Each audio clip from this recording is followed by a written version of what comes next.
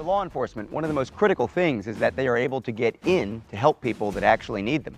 Today, Adjunct Instructor Marty Adcock is going to help us understand the breaching techniques that they use and give you some ideas about how to get out if you need to.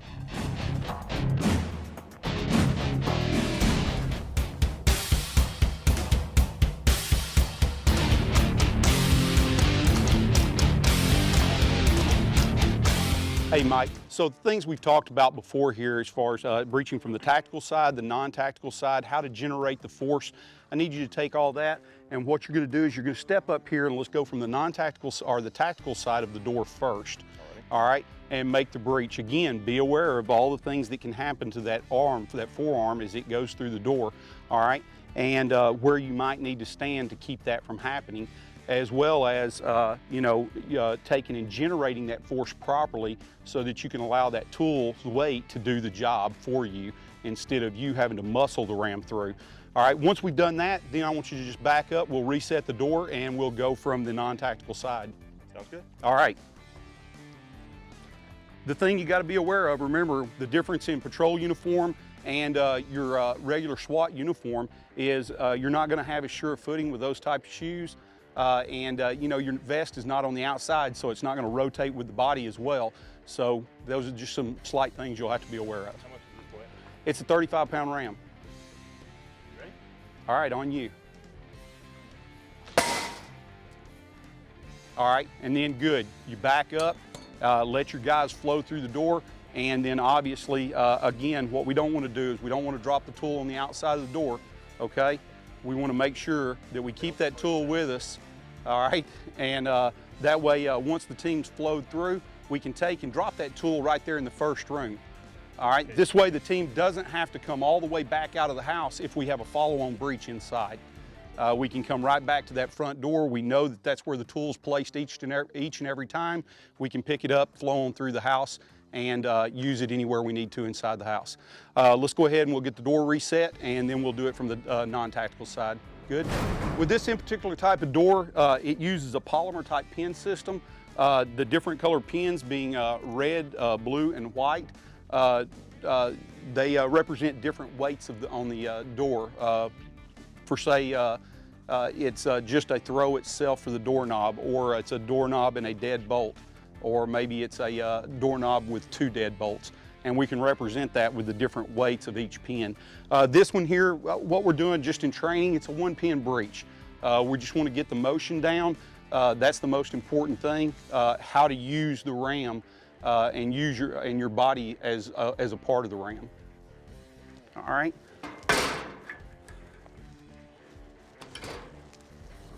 All right, Mike, we went from the tactical side of the door, all right? So now we're gonna go back to non-tactical. Again, if it's an inset door, we can't get off to the tactical side of the door. We'll have to stand in front of it. Again, the big thing to remember on this is making sure that we follow through with our legs and our hips. Turn that back foot, drive that ram through. This is not an upper body job. Ram just weighs too much for our upper body to do everything. We have to use those hips, just like a batter. All right, so go ahead, get that done. Again, remember, we're gonna hit it, step out of the way, let the team flow. Once the team flows through, then we can come into the room and down that ram, and we wanna down it in the same place each and every time. If we can do that, then the team always knows where that ram is and they can come back to it. Make sense? Sounds good. All right, go ahead. Good deal, out of the way, team's flowing. Now you can make your entry and in, down that ram. Good deal, good job. Being an armed citizen means having a gun with you all the time. Carrying a firearm every day requires a holster that is both concealable and comfortable. Whether you choose our Super Tuck Deluxe or Mini Tuck, you'll have the confidence that comes from being discreetly and comfortably armed, prepared to face unforeseen dangers. Crossbreed holsters are handmade in the USA, come with a lifetime warranty, and a 2-week try-it-free guarantee. Order your holster today at crossbreedholsters.com.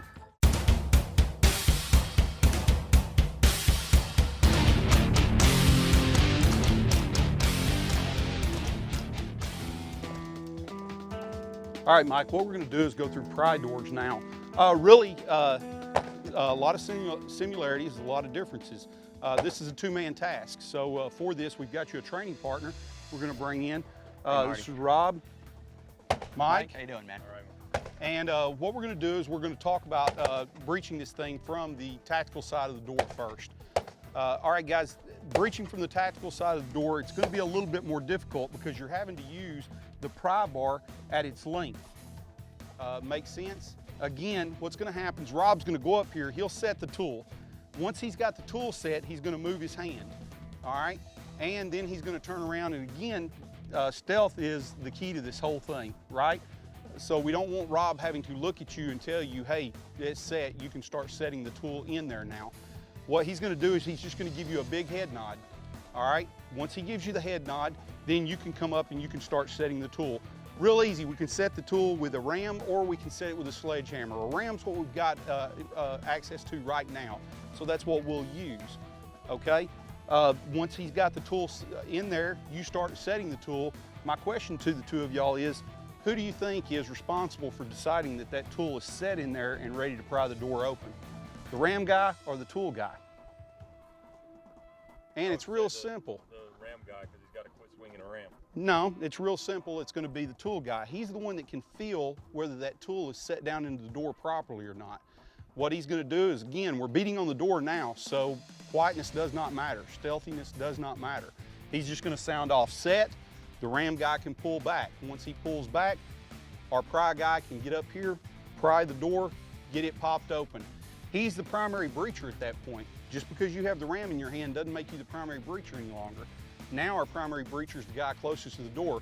It's his job to make sure that he gets a hold of this door, opens it up so that the team can start flowing through. The last thing we want to do is the point man have to take his hands off the weapon system to open this door and make his entry.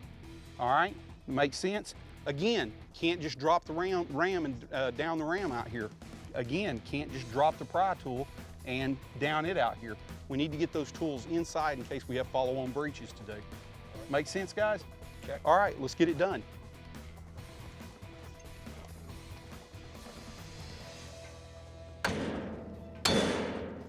Set.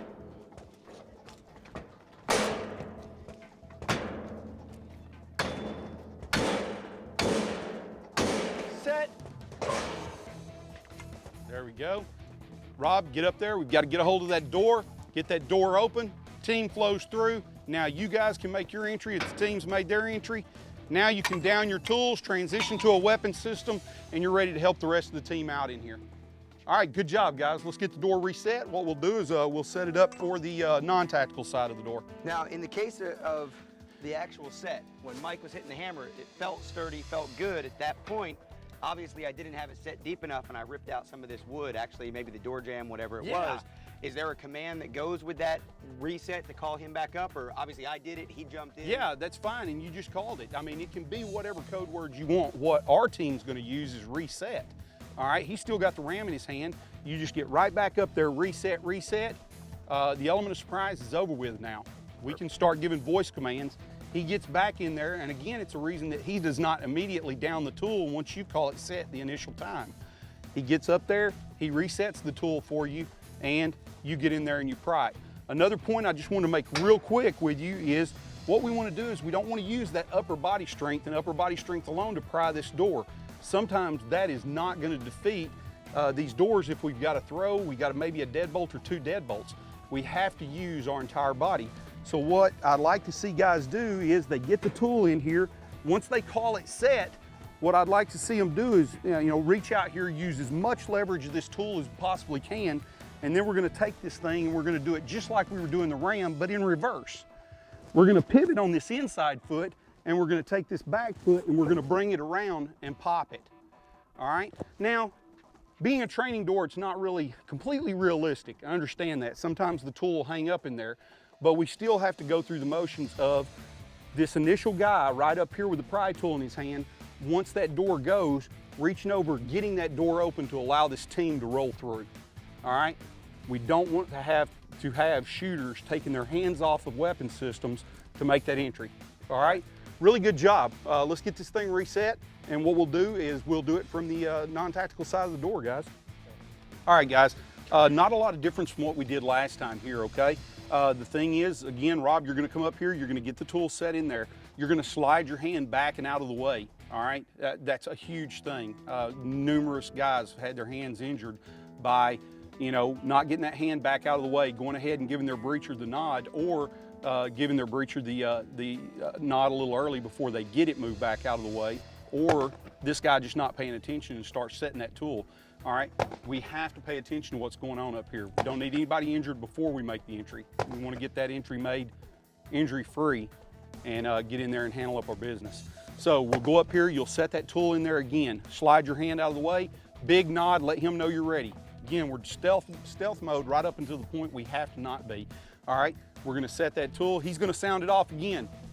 Set, and again, back up out of the way, breach it, get that door open, make sure that team can flow through. All right, let's do it, guys. Set! There you go. Doors open good, team's ready to roll, flow in, down your tools, transition to a weapon system, and now we're ready to fight. All right, good job. Let's reset the door. Perfect. That went much smoother. Now, Marty, you've been teaching breaching for a long time. I know you work with the ALERRT facility, you work with T's, you work with a lot of other organizations and agencies to make sure that their guys can get into places as quickly as possible. Not a real big glory spot on the SWAT team, not something a lot of people think about. How important is breaching really, though? When we talk about breaching, one of my big things is it's been a completely overlooked aspect of tactical operations, both in the military and law enforcement for years. The way many teams used to pick their breacher was the biggest guy that they could get, hand him around and say good luck. We learned a lot from the 80s and the 90s with narcotics teams, busting into houses, ramming doors, ramming windows, all that good stuff. And it's really, breaching has come down to a scientific aspect of things. And picking a breacher is really no different than picking a sniper or anybody else for position in the team. He's got to be a guy that can analyze the breach point, make the proper decisions, and attack that breach point at its weakest point. That's very, very important, because without this entry being made, without a hole being made in the wall, in the door, in a window, we don't have an operation. Now we're standing off back out here and we're trying to call a bad guy out. If it's a hostage rescue situation, that's going to be a no-way-no. We're not getting in that door. We're not doing the things that we need to do, which are inside that house, saving lives. Now, I know that you're an expert in explosive breaching and thermal breaching. Today we're dealing with mechanical breaching. And for our viewers at home, I know you've got some ideas about things they might need to take into consideration if they're trapped inside of somewhere, maybe a house is on fire, maybe an active shooter situation, and they've got to get out. Some things they're going to think about, and I think we're going to look at some windows later on in the show. Stay tuned to SWAT Magazine TV.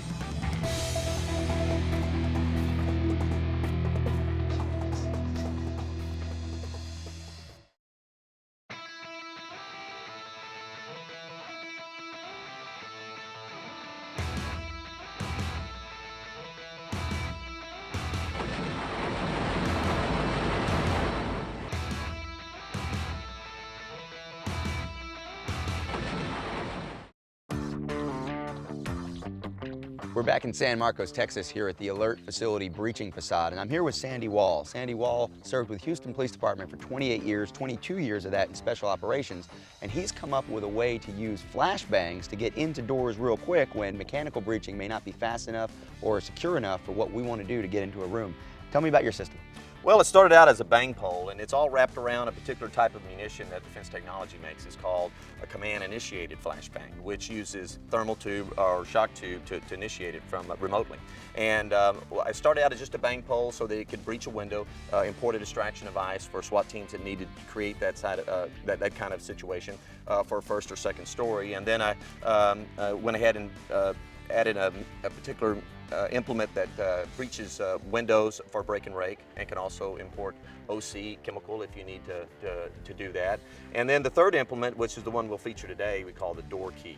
And it's basically a blast chamber, and it can accept either 1 or 2 command-initiated distraction devices into it, and it forces all of the overpressure against the locking mechanism of the door. So it's very isolated, but it can create a tremendous amount of thrust and typically defeat exterior locking mechanisms of the door. Now, you set this up just a few minutes ago. This is a typical exterior construction door. We've got both throws engaged, so this is the kind of thing that we probably could get through this with a ram like we've seen in mechanical breaching, maybe a pry. We could get into types of doors like this a lot of different ways. What are the advantages of an explosive breach, and why might a department want to go with your system versus traditional high explosives?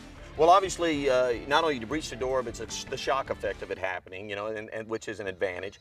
It's very quick to place it. And one of the neat features is that I don't have to be right on top of the door. Whereas if I did shotgun breaching, I have to stand in front of the door to safely engage the throw or even the hinges. From here, I can stand away and remotely. My team can be right here, place the device on here. In about a second, I initiate it. The door's open. No overpressures where the teams have to go get at a safe distance behind shielding. They're just right here, door's open, and they're in. And with explosive breaching, as you said, we get that shock and that awe effect. We get a little bit of that distraction, and we know that we're very likely to get in. We can do our intel. We know what's going to get in here. Now, this type of door, normally we'd use 1 charge, 1 flashbang. Absolutely. With a metal door and wooden frame, standard locking mechanisms, 1 is always enough. But anytime I didn't know, if it's hostage rescue, I can't take a chance. I've got to get in here. I can double my energy by putting 2 munitions, tie them together with a T-splicer back to my initiation source, and a standard door like this is going to be more than enough energy. Great, and that's what we're going to see today, a demonstration with 2 bangs. I'm going to put my safety glasses on, get out of your way, and we'll see how this door key works. Outstanding. Great.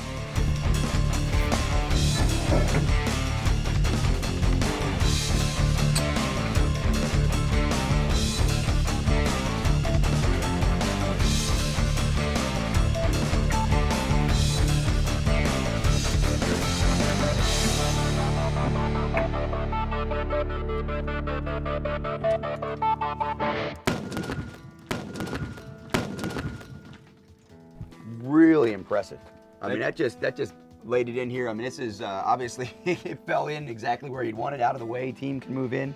May not be that pretty all the time, I imagine, but no, and everything's relative to the construction of the door, whether it's a particle board door of a wood veneer, a solid wood door, a solid metal door, fire door filled with chalk, so everything, and then the locking devices with whatever resistance it's having to meet over here, how much energy that door had to absorb in order to defeat that locking device. So it gets into more complications than I understand, but yeah, this is very similar to what we see with this type of breach.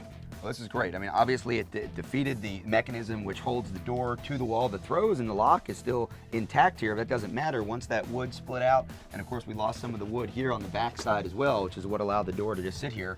And the team can make entry. Really impressive. Well, Sandy, I certainly appreciate your years of service with police work. I appreciate everything you do with Safariland, continuing the training, making people safe, and obviously you've got a product here that's going to help guys do the job that they need to do. Thanks a lot for being on the show. My pleasure.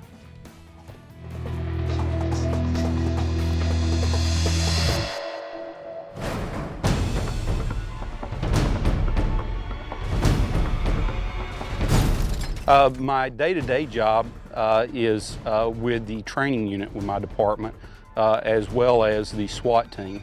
I work on the SWAT team as a breacher, have for about 7 years now, and just recently went over to the sniper team as we trained up a bunch of new breachers. Get that door open, team flows through. Now you guys can make your entry if the team's made their entry. You know, the programs that we teach in breaching with the ALERRT program are breaching programs that are specifically built for first responders.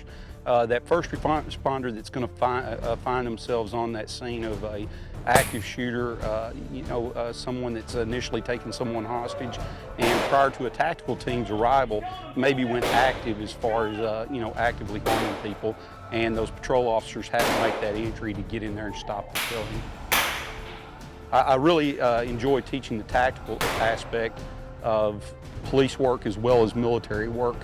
The big thing for me is making sure that all the stuff that I've been able to get through the years is passed on to the people that are going to be coming up and taking my place as I age out of this business.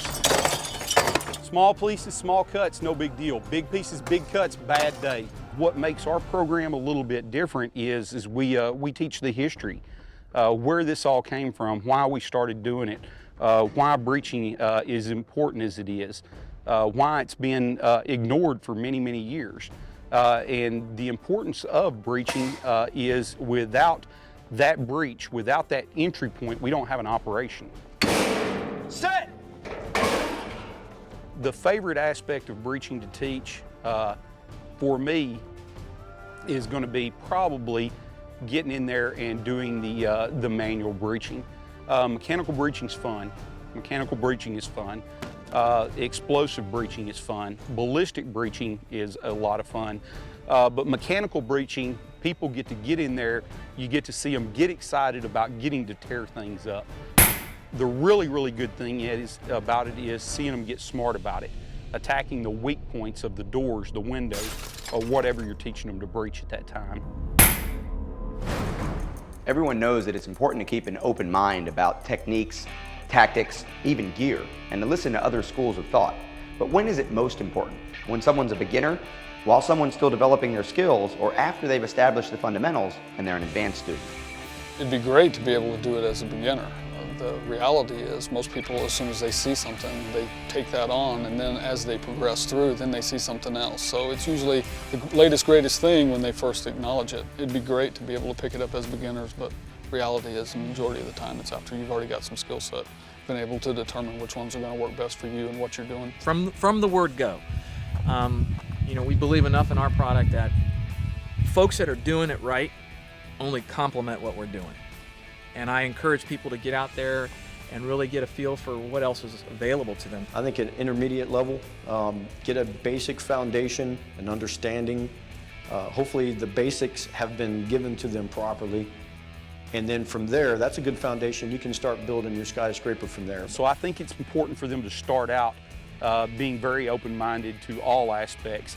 I look back now and I've never been to a school that I did not learn something.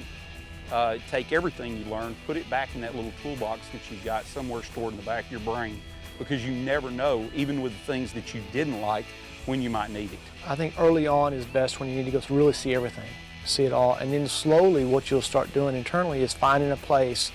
As you, in the intermediate phase, you'll start finding and tweaking your own beliefs towards what you're seeing.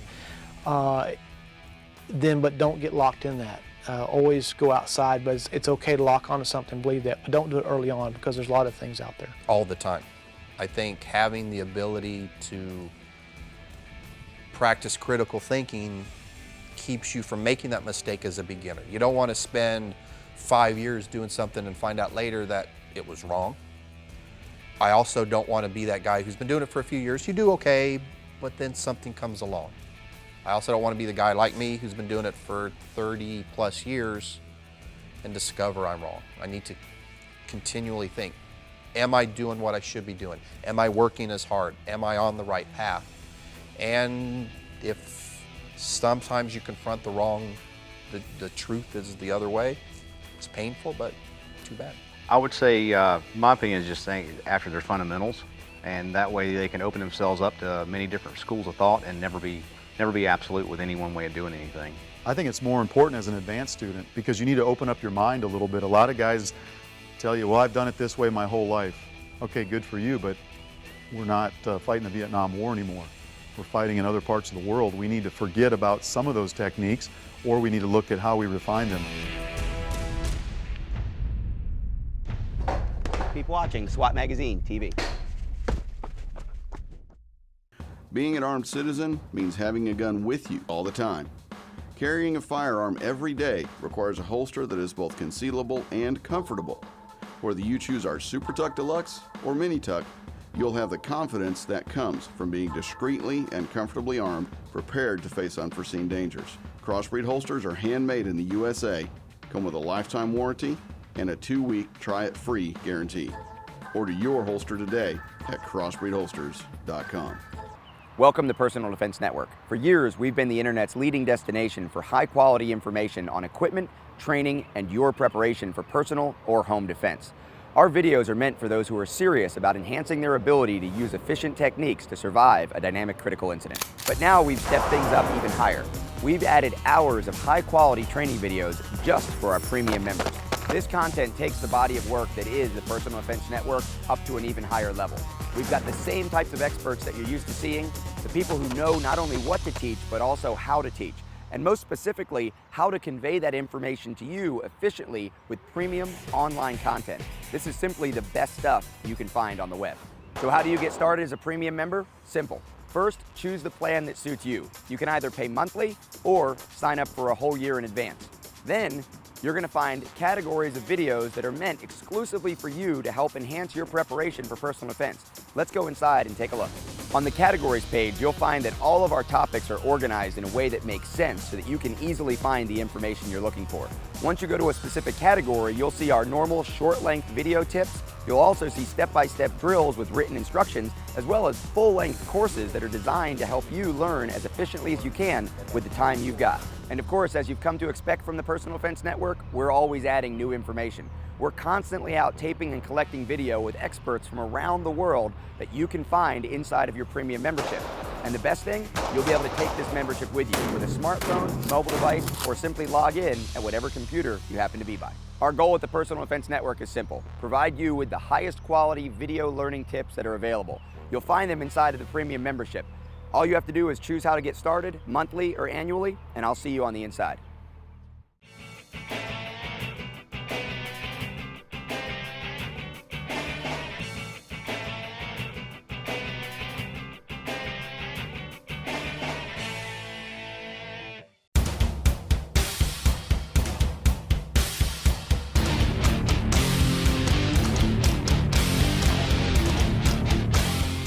All right, Marty, I know you spend most of your time teaching military and law enforcement guys how to get into buildings, but right now I know our viewers at home and certainly Carly here in the classroom learning area would love to hear what you have to say about getting out, why, how, and maybe even when you're going to need to do this.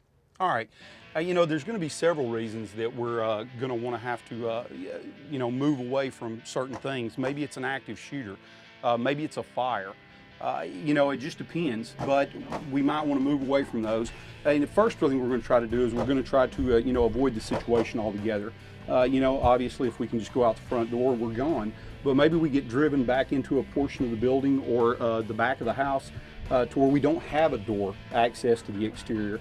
You know, we've got windows in all the houses. So in most of our buildings and in most of the rooms in the buildings, a window is going to be an easy place to exit the building. Obviously with this window right here, no big deal. We can come up, we can pop both locks, open the window, and we can make our exit. You know, ideally what we probably try to do is if it's an active shooter situation, go up, get something in front of that door, barricade it up a little bit so that it gives us time to come over here, work the window, and make our way out. Again, we want to do this without getting injured, because once we're out, we've got to again continue to avoid by moving away from the affected area. Make sense? All right, the problem we're going to run into, however, is a lot of the windows, especially in commercial buildings, you can't open them, okay? So we're going to have to make that opening ourselves, and there's a few things that we have to do in the process of doing that. One of the things is protect yourself. Again, we gave you gloves today because you know, we can do it here in the training environment. But if we're not in the training environment, some of the things we might want to do is maybe pick up a shirt or a jacket and wrap our hands up. Once we start breaking glass, we're going to cut ourselves up. That's just the way it is. In the home, these are some of the things that we'd have available. Baseball bat, we can take it, we can break the window out. And again, when we break that window out, once we've broken it, big hanging pieces of glass, we want to get those down. Once we've got those down, then we want to get down on the bottom side where we could get cut up, and we're going to want to rake that glass out of there a little bit, because now we're going to have to climb over that. And again, we want to get out uninjured. Make sense? All right, but not very often do we have baseball bats or whatever in a commercial building environment, but a lot of times we have chairs. Again, we can wrap our hands up a little bit into a jacket, whatever, and then we can pick the chair up and we can go out the window with a chair. The thing about this window is small, single pane, pretty easy to break out, but still we don't want to hit it right in the center of the window because that's where the window has the most ability to absorb shock. It flexes quite a bit. We want to go up into the corners a little bit, into the more rigid areas of this window, and strike it there so that we can create our initial break and then rake that glass out of there. This center span, they don't look like much. It's lighter aluminum, but you've really got to put you know, some weight back behind whatever tool you're using to try to break that out. if you have a center span in that window. Break it out or leave it intact, go below it, break this one out, just clean it out. Don't worry about the upper window, all right? Then clean that bottom out. Now we've still got that shirt that we had wrapped around our hands.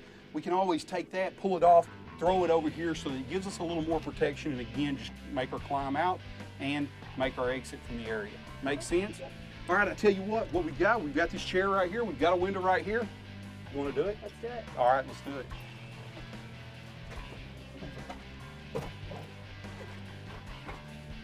All right, with a smaller chair like that, I maybe turn it over a little bit and grab it by the back side, all right? And that way you can actually swing and strike it, makes sense? You can generate a little more force. Then you just go for one of the corners with the legs, and then you can clean that window out.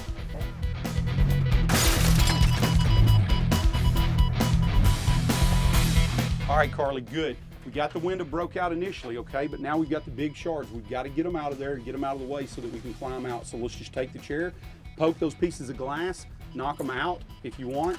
All right, that's fine. Keep knocking them out. Now put something behind it. Get a little something behind that chair. Knock them out a little bit. There you go. Big shards, gotta go. They gotta go. All right, once we get those big shards out of there like that, then we can just take the chair, put the chair down in here, okay, and break those pieces out. Break them if you have to, all right? Same thing with right up here on the top. Small pieces, small cuts, no big deal. Big pieces, big cuts, bad day, all right? Rake that thing in there like you mean it. You're angry at somebody, you're trying to get away from something, all right? It's gotta go, all of it's gotta go. All right, like I was showing you earlier, get that chair down in there, put some weight on it, and rake that thing across the bottom. There you go, good deal, good deal. Same thing down that side right there with those big pieces, it's gotta go. All right, good. Now, once we've done that again, if you didn't have gloves and you'd wrapped your hands with something, a sheet, a coat, whatever, now you can just take this, all right? You can lay it over that window to allow you a little bit more protection from that broken glass and stuff. All right, and now you can just make your way out. All right, good deal. Hey, you know, one of the big things is, I mean, you did a real good job, but some of the things you have to be aware of, especially these big pieces of glass, like we talked about, you need to make sure you get them all out of here. These things falling, striking you in the back, large cuts, large wounds, bleed a lot because they cut them pretty clean. You can feel it's got a pretty good bit of weight to it, so just it falling could cause you some serious injury. Really good job. Really good stuff. Important information. I think a lot of people don't think about the fact that a lot of times we talk about active shooter situation, barricade the door, keep them, deny them from access to where you are, but people don't think about getting out. What do you think are the top 3 things people should think about in their own home when they start thinking about preparation for worst case scenarios, having to get out of a room through an exit they didn't plan on using? You know, some of the things that people are going to have to think about is where are they going to get out at? Where is that exit point? Once they've got that exit point, who am I taking with me and how quickly can I gather those people up? Maybe that exit point's in another room so that you can move to those people, make that exit point there and take them out. And the third big thing is going to be where am I going and who am I going to call? Where can I get to make a phone call to get somebody here to help me, be it a fire or be it an intruder into your home or an active shooter into a business? Where am I going to? What plan have we made? Because all we need to have some kind of plan, and it doesn't have to be written down, but we need to have went through it in our mind numerous times over and over again, and maybe have rehearsed it with our family so they'll know what to do as well. So really, breaching fits into the middle of kind of our standard fire drill response. Who are we going to go, where are we going to go, and what are we going to do once we get there, that rally point. The thing is, it reminds me a lot of shooting. You know, the shooting is one thing, but if you don't have the presentation from the holster and you aren't thinking about the aftermath of having to use that firearm to defend yourself, you're not really ready. Breaching is an important piece of the puzzle, but it is part of a larger puzzle. I really appreciate your work, Marty. Appreciate you sharing it with us, both from the law enforcement perspective and from the civilian perspective. Thank you for watching SWAT Magazine TV.